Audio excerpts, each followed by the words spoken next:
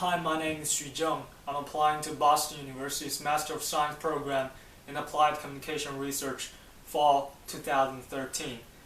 To answer the first question, I think English has always been my biggest strength since I was in primary school, and later I majored English interpretation and translation in college, but it didn't take long before I realized that becoming an interpreter or a translator was never my goal. English for me is like a tool for higher purposes or a vehicle to bigger dreams. So later, after 1 year study of communication at Florida State University and 1 year's internship at China Daily Tianjin Bureau, I think I found that mass communication has appeared to be exactly the bigger world I've been looking for. So I firmly believe that with graduate studies at Boston University, I could become a more confident, more qualified, well-rounded professional in areas like advertising, journalism, or public relations, etc. And I think in the meantime, I will continuously facilitate communication internationally using my biggest strength, English. As for the second question, speaking of one significant person to me, I'd have to say it's got to be my mom. My mom, she's a Chinese teacher, but she was also visionary enough to let me understand the importance to learn a second language. I can still remember my mom teaching me English, simple English vocabularies on the bus when I was so little that I had to travel with her to her office. So without my mom's efforts in the very first place, I could never do what I do and dream what I dream now.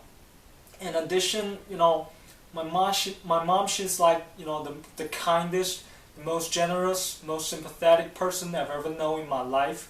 She taught me to be tough yet humble, and as I grew older, I became so grateful that I had inherited those valuable characters and personalities from her. The way she treats other people and her her optimism. So in the sense of what to do and how to do, my mom definitely was and still is the most important and influential people to me and my life. And question 3, my hometown. I was born and raised in Tianjin, China. Tianjin is a city with a history of more than 600 years, so it has deep-rooted cultural traditions. Yet in the meantime, Tianjin is also one of the most dynamic, energetic, and vibrant cities in China in terms of its economy, its cultural developments, and international communication. For example, the World Economic Forum, aka Summer Davos, is held in Tianjin once every 2 years, and as a crucial port city in China, located right next to Beijing, the capital of China, Tianjin has manifold communications with the rest of the world regarding arts, sports, business, and politics.